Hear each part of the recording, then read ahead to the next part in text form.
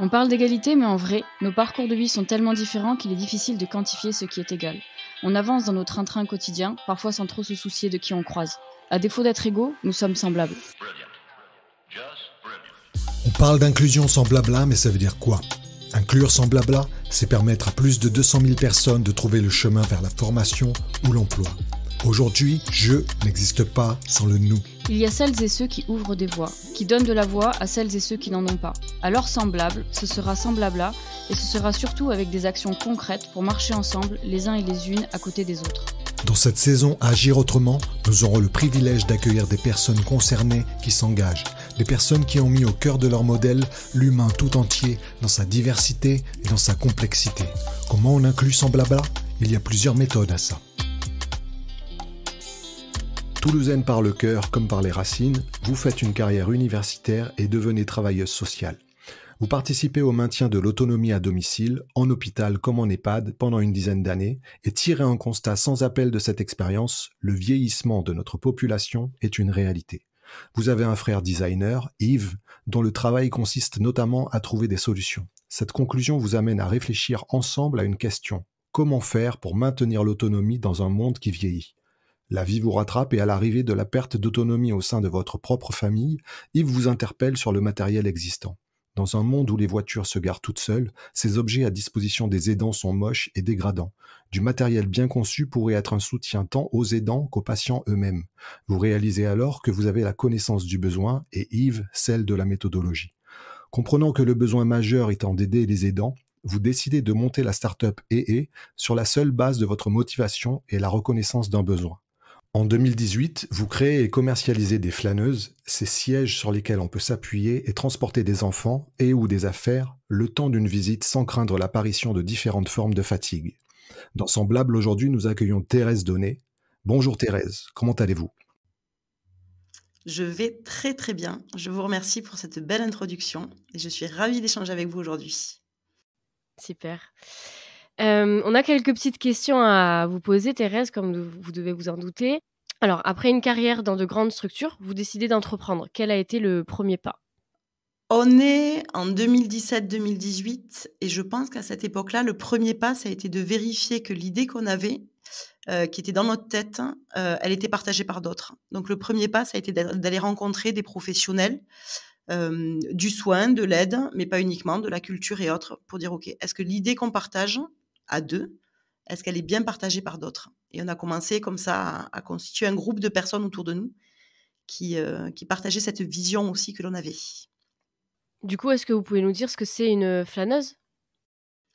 Alors, une flâneuse, ça a été très bien dit dans l'introduction, aujourd'hui, c'est une solution que l'on commercialise à destination des établissements recevant des publics et qui s'appuie sur un produit. Donc, c'est un produit industriel, physique. Il faut imaginer un cadre métallique avec 4 roulettes et sur lequel on va pouvoir s'asseoir, déplacer des enfants, poser des affaires ou s'appuyer. Et l'idée, c'est effectivement d'accompagner la visite de grands établissements. Top. Une question me vient, Thérèse. Quand on décide de se lancer dans l'entrepreneuriat après un parcours tel que le vôtre, à quelle porte on frappe ? Certes, vous avez eu l'idée avec Yves des flâneuses, mais la première étape, ça a été laquelle ?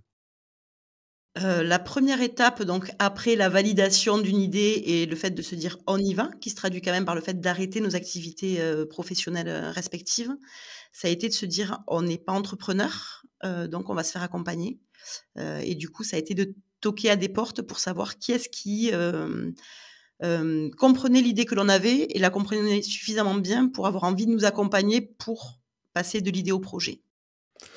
Et à ce jour, est-ce que vous constatez que les flâneuses ont leur place en entreprise ?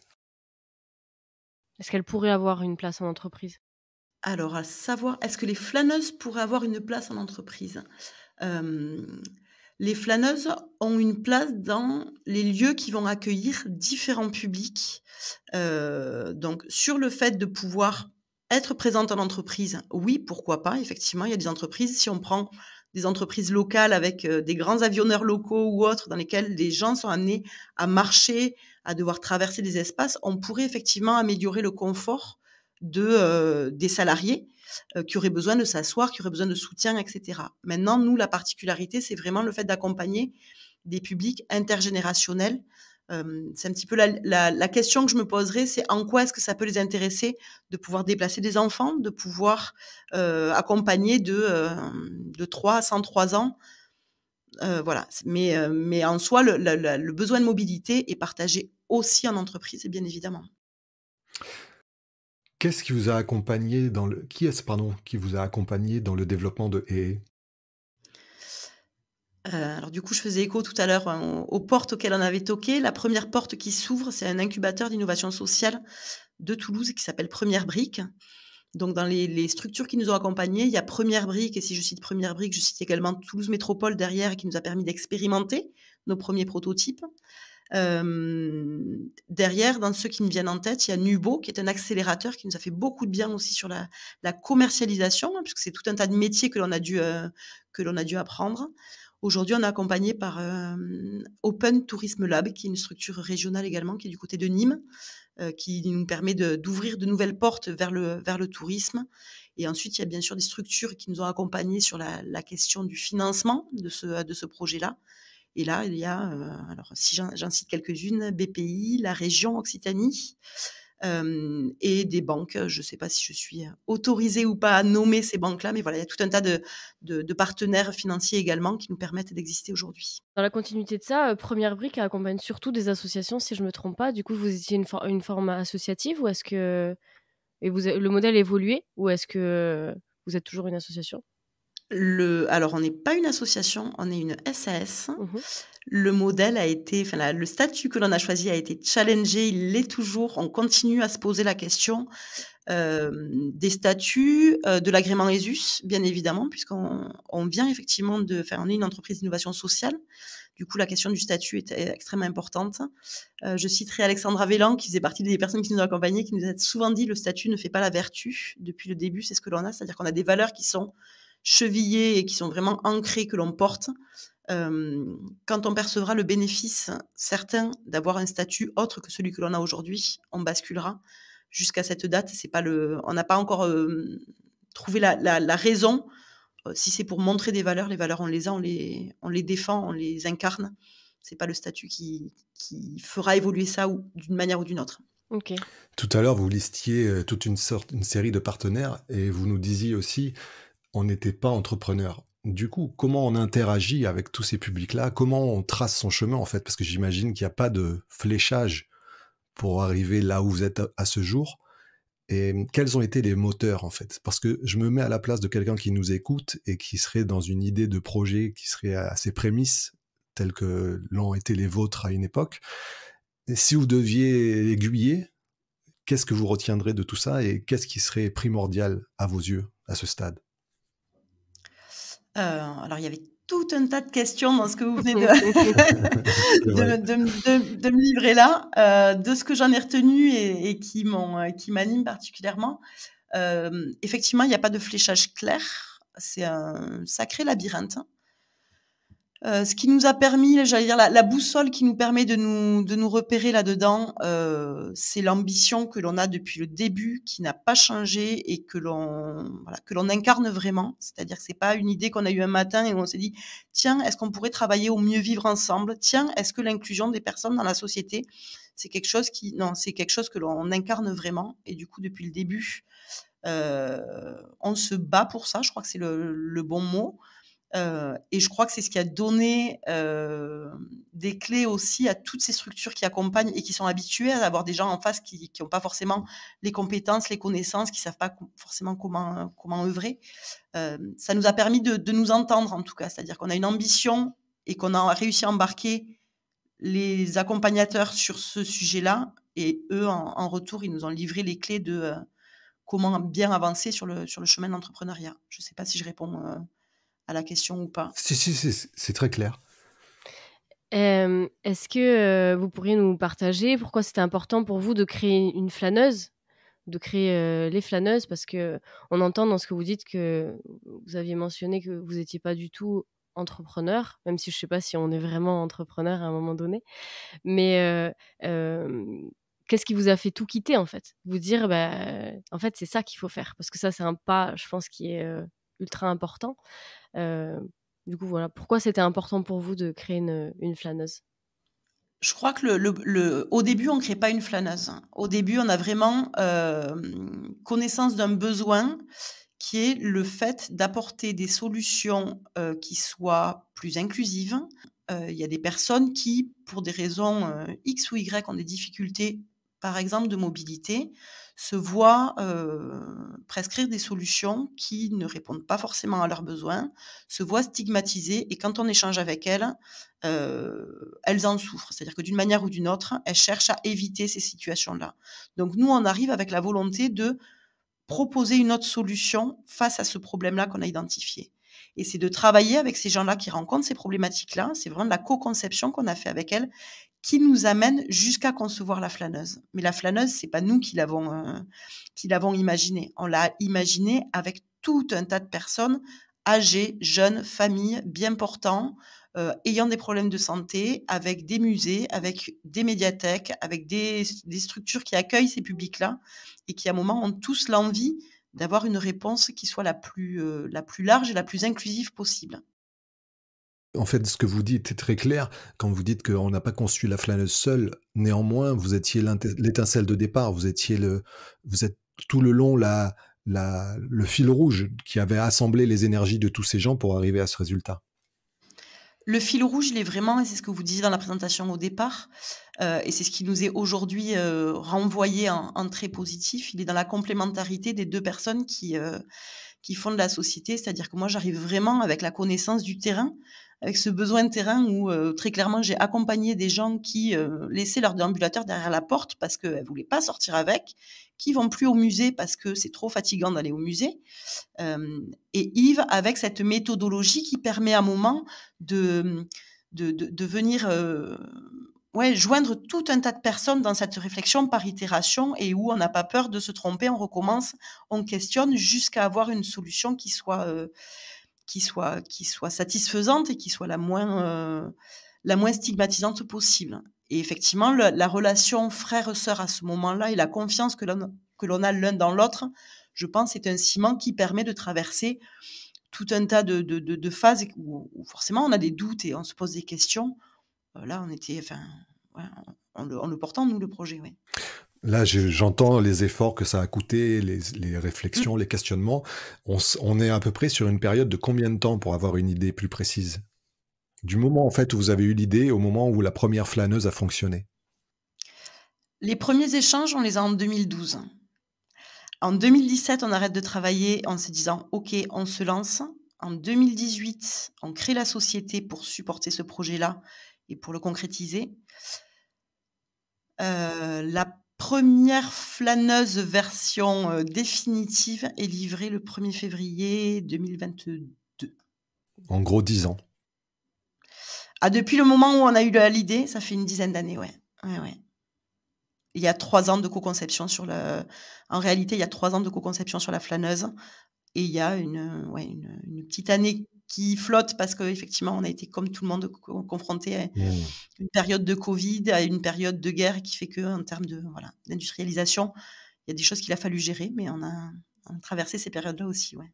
Bravo pour cette détermination. Et comment, selon vous, peut-on favoriser l'inclusion dans sa propre aventure entrepreneuriale? Heu, alors je me garderai bien de donner des conseils ou de donner des leçons. Je peux apporter le témoignage. Je crois que nous,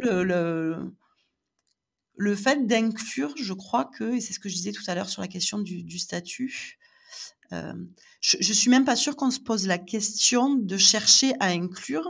On on avance et on se dit que la diversité est juste source de richesse, donc plus on va pouvoir aller chercher cette diversité-là, mieux ça va être. Et comment ça se traduit à notre niveau? Ça se traduit, alors on n'est pas nombreux, hein, donc je vais pas vous dire, chez nous il y a, non, on est 5 aujourd'hui.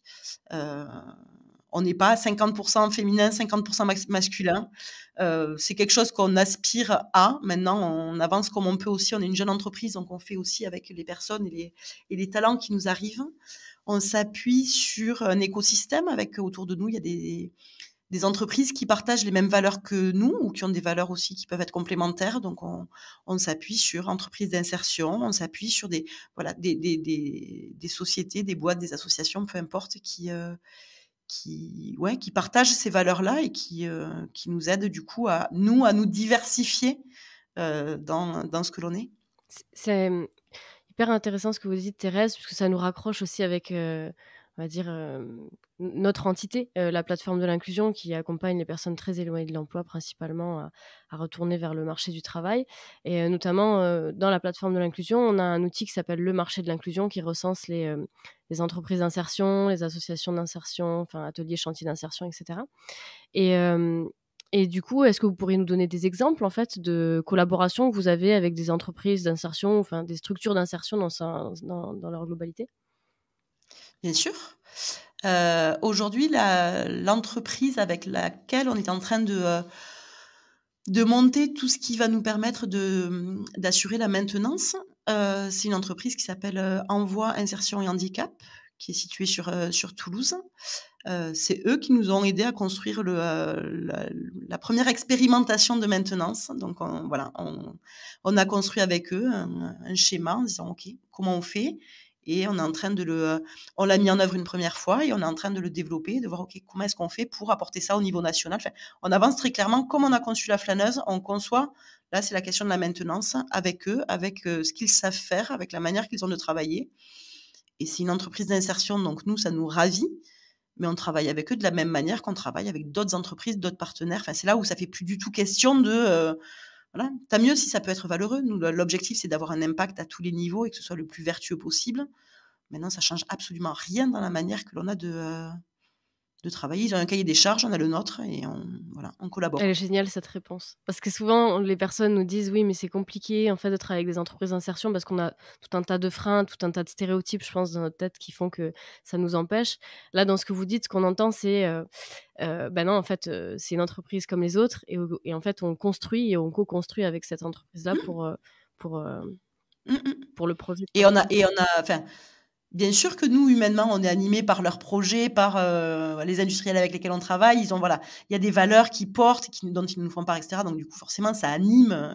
Mais la réalité, et c'est souvent les échanges qu'on a avec des acteurs de l'ESS, par exemple, où on est une entreprise, il y a un projet économique, on a créé des emplois, c'est super. Maintenant, il faut les pérenniser. Et ça, c'est une priorité aujourd'hui. Il y a bien l'idée derrière d'avoir la question sociale de comment est-ce qu'on met en valeur tout un tas de choses dans l'entrepreneuriat et autres. Oui, mais enfin, à la fin du mois, il faut payer les salaires. Et cette réalité-là, elle est, qu'on soit de l'ESS ou qu'on soit pas de l'ESS, cette réalité-là, c'est la même pour tout le monde. Donc, c'est un mélange entre, oui, la volonté d'avoir effectivement l'impact social, mais aussi la réalité économique qui anime une entreprise comme la nôtre. Ouais. Du coup, je vais être peut-être un chouïa curieuse, mais dans cette démarche-là, est-ce que vous vous êtes tout de suite dit on va trouver une entreprise d'insertion qui fait ça, ou est-ce que vous avez fait une sorte d'appel d'offres où vous avez été sollicité plusieurs personnes, ou en fait c'est un hasard qui a fait que vous avez rencontré cette entreprise à cet instant T et que vous avez poursuivi l'aventure avec ou... Alors, qu'est-ce qui fait qu'on arrive à travailler avec eux En fait, je cherche depuis quand est-ce qu'on est en contact avec eux. Ça fait un bon moment. Nous, on savait qu'ils existaient. On se côtoyait sur différents événements et autres. Et puis, il y a eu un moment où on a réussi à trouver le comment est-ce qu'on va travailler ensemble. Nous, on a porté un projet industriel avec du sens, avec un impact derrière. Enfin, voilà, il y a toute une histoire derrière ce projet-là. Ça les a intéressés. Ça faisait un moment qu'on était en lien avec eux. Et puis, il y a un moment où, OK, là-dessus, nos compétences peuvent vous aider. Donc, c'est là où je dis, le fait que ce soit une entreprise d'insertion, finalement, a été secondaire. Ouais. C'est-à-dire que oui, nous, on était intéressés par ce qu'ils faisaient. Et du coup, on se questionnait, on échangeait avec eux sur la manière dont ils le déployaient. Mais le fait qu'on arrive à travailler ensemble à un moment, c'est vraiment parce qu'ils nous apportent des compétences dont nous, on a besoin. Tout à l'heure, on évoquait le fait qu'entre les premières réflexions autour des flâneuses et la réalisation concrète, il s'était écoulé une dizaine d'années. Si aujourd'hui vous retournez sur tout ce parcours et que vous deviez retenir qu'une seule étape de tout ça, une étape clé, laquelle est-ce que ce serait? Alors je ne sais pas si je vais répondre à l'étape clé, parce que l'étape clé, il me semble qu'il y en a tout un tas qu'il serait important de valoriser dans le développement d'une activité, d'une entreprise, et cetera. Maintenant, si je réponds avec mes tripes, dans les moments clés qu'il y a eu sur ces années-là, il y en a 2 que je citerai. Le premier, c'est, le premier groupe de co-conception, c'est-à-dire qu'on a des personnes autour de nous et qu'on arrive avec cette idée de: «On va concevoir ensemble quelque chose dont on ne sait pas encore parler parce qu'on ne sait pas vraiment ce que c'est», et en face, on a très clairement les premiers, c'était des personnes âgées et qui venaient, eux, ils a été aussi impressionnés que nous. Enfin voilà, il y a eu quelque chose d'assez magique parce que c'est eux qui nous ont donné les premières réponses. Et l'autre moment clé, ce serait mentir que de ne pas parler de l'émotion de débarquer au Louvre avec le premier prototype en plein confinement. Il y a quelque chose de fou qui s'est joué là. C'est-à-dire, nous, la folie de dire: «On va aller au Louvre», et j'en parle avec l'émotion dans la On voix l'entend. encore, et ouais, et eux, le fait de dire à ce moment-là, on est fermé au public, on réfléchit au confort de nos publics alors qu'il n'y en a pas dans l'établissement, et on reçoit une start-up toulousaine qui nous apporte un prototype. Enfin, le moment est juste complètement délirant, et c'était, voilà, c'était génial, et ça a été la magie de travailler typiquement avec le Louvre, mais ça aurait pu être tout un tas d'autres partenaires que j'aurais pu citer. C'est des échanges qui sont, extrêmement forts, ouais. Et derrière, Bravo. c'est vrai, bravo, merci d'avoir partagé ça avec nous. Du coup, on a envie de savoir la suite. Qu'est-ce qui s'est passé après avec le Louvre? Qu'est-ce qui s'est passé avec le Louvre? Sortie de la visite juste dingue d'un Louvre, moi j'y avais jamais mis les pieds avant, hein, c'était la première fois que je mettais les pieds au Louvre. On a construit une expérimentation, qu'on a déroulée pendant 6 mois avec les équipes, nombreuses du Louvre, avec des personnes extrêmement engagées derrière le projet, la volonté de tester ça, et dans des conditions un petit peu extrêmes. Et on a terminé l'expérimentation, en juillet dernier. Ils ont passé une commande. Aujourd'hui, il y a des flâneuses au Louvre, et on Magnifique. continue à travailler avec eux sur, qu'est-ce que c'est que de mettre des flâneuses au Louvre? Comment est-ce qu'on pourrait améliorer ça encore? Donc on est, voilà, on est toujours en lien avec eux sur, améliorer et faire en sorte que eux comme nous puissent retirer, quelque chose de positif de cette aventure.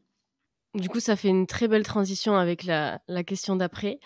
Quel est le futur pour, EE, du coup? Le futur, si je le décline en deux axes, aujourd'hui, on s'active fort sur une accélération commerciale. On est en train de déployer sur de nouveaux types on est en train de déployer sur de nouveaux types d'établissements. Donc on expérimente de la même manière que je vous ai parlé du Louvre, on expérimente avec, des aéroports, avec des parcs d'attractions, donc avec de nouvelles cibles, et derrière, du coup, ça veut dire qu'il faut, nous, qu'on soit présents pour pouvoir accompagner toutes ces cibles-là. Donc il y a une accélération commerciale qui est en cours, avec des recrutements, avec tout un tas de choses, et pour accompagner tout ça, il y a le fait d'aller chercher des financements. Voilà, donc c'est les 2 axes principaux, mais il faut imaginer qu'autour, il y a tout un tas d'autres, sujets, pas moins importants qui nous animent, mais c'est vraiment les 2. Voilà. Vous partez sur un développement en France pour l'instant, ou est-ce que vous envisagez aussi de d'approvisionner, on va dire, de fournir des flâneuses, en fait, dans d'autres, espaces culturels, on va dire, en Europe, par exemple? Alors, on commence à diversifier sur le sol français, donc on travaillait déjà avec les établissements culturels. Là, on commence à ouvrir vers tourisme, vers, les loisirs, vers, les grandes surfaces commerciales et autres. Et il y a bien sûr un développement, d'abord à l'Europe, enfin, qu'on imagine d'abord à l'Europe, mais qui est en cours. Oui, on commence à avoir des échanges avec des établissements qui sont à l'étranger, ouais, effectivement. Tout à l'heure, on partageait le fait que vous êtes devenu entrepreneur par reconnaissance d'un besoin, mais que c'était pas une vocation à la base. Comment ça se passe en plus de devenir entrepreneur quand on fonde une société avec son propre frère? Et quand vous arrivez au Louvre, de constater cette épreuve de réussite en famille, qu'est-ce que ça suscite? Heu, qu'est-ce que ça suscite? Alors en toute franchise, je pense que j'aurais pas osé faire ça avec quelqu'un d'autre qu'avec mon frère pour des raisons de confiance et de croire suffisamment dans le fait que l'autre est le meilleur. Là, c'était le cas, donc ça n'a pas été trop compliqué. Aujourd'hui, on s'attache beaucoup plus, à relever les challenges à venir qu'à festoyer sur les réussites que l'on peut avoir. Heu, oui, on a célébré le fait d'être entré au Louvre, mais je crois que c'est la seule fois qu'on a marqué un événement et pourtant il y a eu tout un tas d'autres réussites derrière. Maintenant, les plus belles réussites, c'est celles qui nous attendent et voilà, c'est pas une fin en soi d'arriver à avoir, une grosse référence ou non, l'objectif, c'est de réussir à lancer et à faire vivre une société avec des gens qui travaillent et qui en vivent et de continuer et finalement, on n'atteint jamais un stade où on se dit: «Ça y est», non, dès qu'on passe un stade, il y en a un autre qui nous attend derrière donc on avance là-dessus et je crois que le fait de le faire, frères et sœurs, ouais, il y a un socle qui est solide, mais qui pourrait être le cas avec d'autres personnes, mais là, ouais, il est sacrément solide, ouais. C'est pas facile de s'associer, déjà, je pense, de base, de s'associer avec, quelqu'un de proche. Je dis, je crois pas que ce soit facile non plus pour tout le monde, mais c'est vrai quand il y a une relation de confiance qui est installée, quand, il y a une sorte de répartition des rôles, des expertises et tout ça, C'est c Disons qu'on dit souvent qu'on est les premiers investisseurs de notre société, surtout en ce moment où on commence à échanger avec des gens qui challengent un petit peu ça. On y a mis très clairement, toutes nos économies, beaucoup d'énergie, beaucoup de temps. On sait aussi ce qu'on aurait à y perdre, donc voilà, on sait l'enjeu qu'il peut y avoir aussi à titre personnel de faire en sorte que ça fonctionne bien, quoi et que ce soit c'est pour ça quand on parle des valeurs, ouais, enfin là on est alignés. on est aligné ouais, ouais, ouais, bah, là, il y a pas le choix, quoi, enfin ouais, ouais, c'est le projet. Moi, j'entends bien le pari que vous avez misé là sur cette aventure, puisque vous Mmh. avez tout mis, votre frère et vous avez tout investi. Quels étaient les obstacles auxquels vous vous attendiez, qui finalement n'ont pas été si insurmontables que ça? Et par contre, quelles étaient les surprises que vous n'aviez pas attendues, tant positives que négatives? Vous avez combien d'heures pour la réponse à cette question? Les obstacles qu'on attendait qui se sont pas présentés, ça ne me vient pas comme ça. C'est-à-dire qu'effectivement, on a travaillé et aussi grâce à toutes les structures qui nous ont accompagnés. Les obstacles ou les appréhensions que vous auriez pu avoir en vous disant: «Tiens, on va se lancer dans cette aventure, il va nous arriver ci, il peut nous arriver ça» et au final, c'est pas arrivé, il est arrivé autre chose. Il y a eu tellement de choses qui sont arrivées que je saurais pas vous dire celles qui auraient pu arriver et qui ne sont pas arrivées. On était en plein développement quand il y a eu le covid, quand tous les établissements recevant du public ont fermé leurs portes. Nous, on était en train de dire: «On va concevoir en France un produit qu'on va faire fabriquer en France pour accueillir tous ces gens-là». Donc en termes d'imprévus et de qu'est-ce qui pouvait arriver je pense qu'à ce moment-là, on s'est dit: «OK, à partir de maintenant, tout est possible».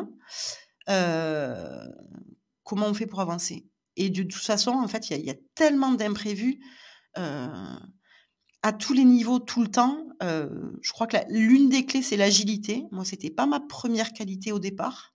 Je suis en train de l'apprendre et je suis en train de devenir plutôt pas trop mauvaise là-dessus. Il faut être agile en permanence. Donc la question de: «Qu'est-ce qui pourrait nous arriver qu'on n'aurait pas imaginé?» Plein de choses. Est-ce que je suis sûre du fait qu'on va trouver des solutions et qu'on va réussir à traverser? J'en suis convaincue. Du coup, en tant que personne, est-ce que vous estimez avoir un devoir envers les autres? Ah ça y est, on arrive sur les 3 dernières questions. J'avais dit qu'elles étaient taquines. C'est plein de surprises, rappelez-vous, Heu, c'est l'entrepreneuriat, c'est peut-être pas les 3 dernières. est-ce que j'estime avoir un devoir envers les autres? Mmh. Heu, ah, J'imagine que l'entreprise des flâneuses, c'est une aventure que vous n'avez pas destinée à votre accomplissement personnel. C'est quelque chose que vous avez. ouais, mais je crois pas que ce soit enfin, je le vois pas comme un devoir.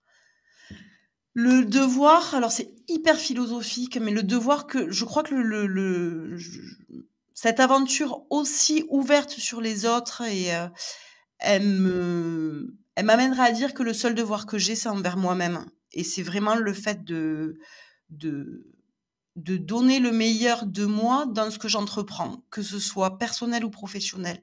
Et du coup, sur la question de est-ce que j'ai un devoir envers les autres avec les flâneuses, avec ouais, je crois que le seul devoir que j'ai, c'est de donner mon maximum dans cette aventure parce que je suis convaincue du sens que cette aventure a pour moi. Je suis convaincue du sens qu'elle peut avoir pour tout un tas de personnes. Et si je gomme ma fausse modestie du sens qu'elle a pour la société, et du coup, je me dis, le seul devoir que j'ai, c'est de tout donner pour que l'impact soit là, quoi. En même temps, vous incarnez les valeurs de l'entreprise et du coup, je pense que c'est là où c'est la notion de devoir et la notion de sémantique, elle est importante sur les mots. Je pense que c'est le mot devoir qui est peut-être un peu contraignant. Mais c'est vrai qu'en tout cas, quand nous, on lit une histoire comme celle des flâneuses de votre start-up et on se dit, c'est une société à impact avec un vrai impact, pas une société qui se veut faire un peu de social washing et faire semblant de. Donc, c'était tout l'intérêt de la question. Dans la continuité de tout ça, dans le podcast Semblable, on aime bien donner de la voix à des organisations qui ont moins d'audience, et qui, d'après vous, auraient de l'intérêt en fait à être mises en lumière pour leurs actions, notamment envers les autres aussi. Est-ce que vous en avez une à nous partager ? Du coup, vous m'avez un petit peu grillé tout à l'heure en me posant la question.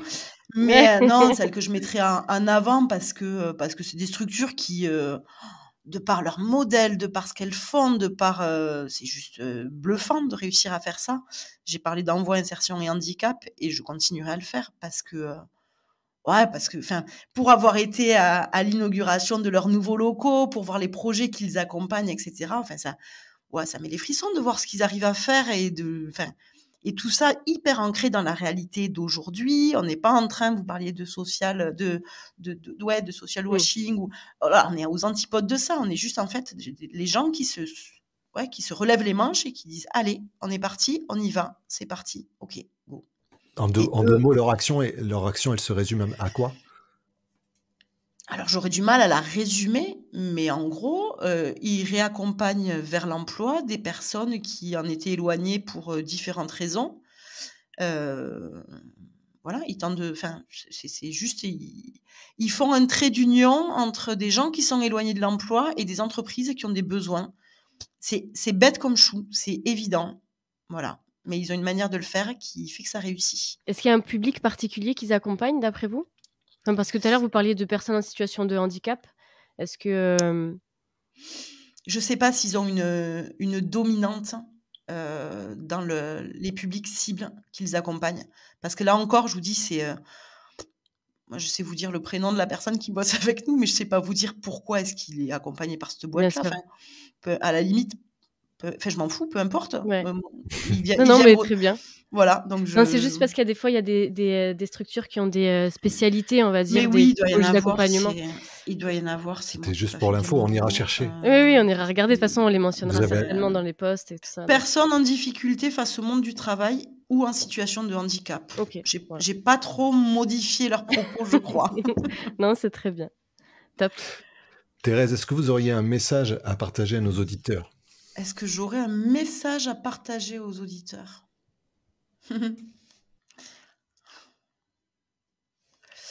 Go. Non, j'ai pas de message autre que on continue. J'ai pas ni de leçon, ni de message, ni de juste l'envie de partager et un peu d'optimisme et un peu une expérience que je trouve riche, que je trouve hyper intéressante. Comment transformer des épreuves en une opportunité hyper positive. Voilà. Il y a des matins où c'est plus difficile, il y a des matins où c'est joyeux. Dans tous les cas, on continue et on avance. C'est un beau message. Bon, si c'est un beau message, ça me va. Super. Merci beaucoup, Thérèse. On arrive à la fin de cet épisode. Cet épisode du podcast Semblable vous a été présenté par moi-même, Julie, et par Rodolphe. Il est propulsé par la plateforme de l'inclusion. Semblable met en lumière l'action de personnes qui choisissent d'agir autrement et de placer l'humain au cœur de leurs actions. Si vous aussi vous souhaitez donner de la voix aux initiatives inclusives, N'hésitez pas à aimer, partager, commenter. Nous vous donnons rendez-vous le mois prochain. D'ici là, n'hésitez pas à croire en vous.